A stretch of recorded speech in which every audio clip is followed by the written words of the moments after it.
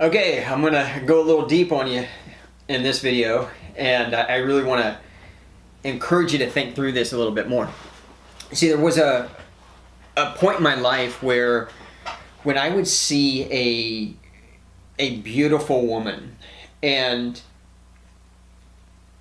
my insecurities would show up and my judgment would show up, and I would start wondering, is this woman even real? And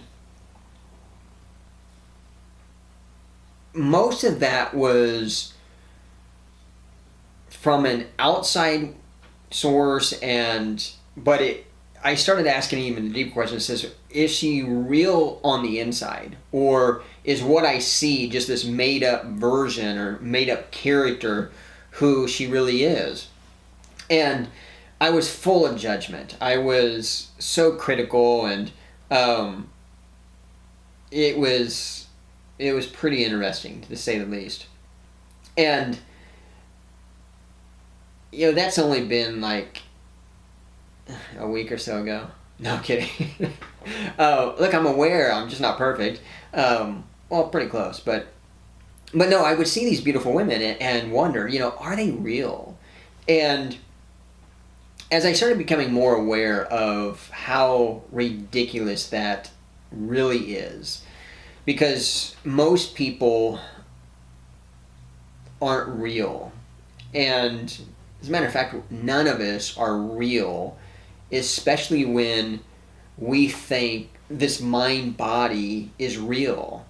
Because the truth be told, the mind body that we think is real is nothing other than a collection of thoughts from the mind and a collection of sensations that are felt within the body.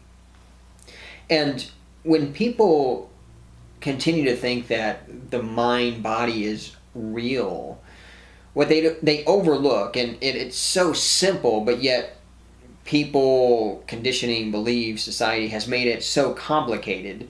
In my opinion, it's probably done for a reason, because if you and more people become aware of what they really are, there's a tremendous amount of power in that. And some people, some organizations don't want people to have that kind of power that comes with the knowing and the truth of what we really are. But because of conditioning, people think that the mind-body is real, and it's not. It is only a collection of thoughts and sensations. And the reason why you know it's not real, if you would explore it far enough and deep enough, you would get to a place of knowing that the mind, which is the collection of thoughts, those thoughts come and go. They're not consistent. They're not ever present. They come and go. So that in itself should tell you that those thoughts aren't real. They're temporary thoughts. And the same thing shows up in the body. When we feel something within our body, and most of those feelings have been identified with some kind of label, that the label's not even accurate or true, when we explore that even further or deeper, we'll get to a place of knowing that the feeling in our body is nothing other than a sensation. It's just when we, because of conditioning, label that sensation as something, we perceive it to be real in that moment. And the sensation could be what we label fear or pain or any other label that we have identified a sensation in the body. But it's the same thing with a thought. That sensation within the body that you feel comes and goes. It's also not ever present. Again, it comes and goes. It comes and leaves us. So how can we say, and how can we continue to believe that that sensation or that feeling that we identify as a body is real?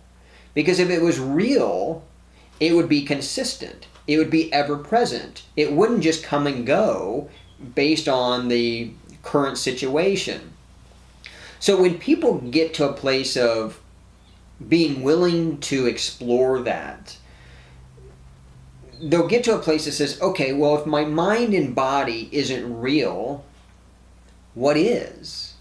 And that's the fun part, because that's when you start exploring the possibility and then get to a knowing of what is the only thing that is real is what we are at our absolute true nature.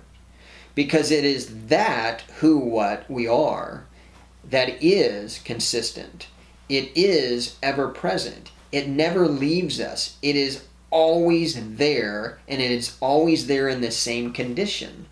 So if you really want to start exploring what is real and what is not, get to a place where you understand that the thoughts and feelings that we identify as the body mind, and it's the producer of the feelings and the thoughts, feelings coming from the body, thoughts coming from the mind.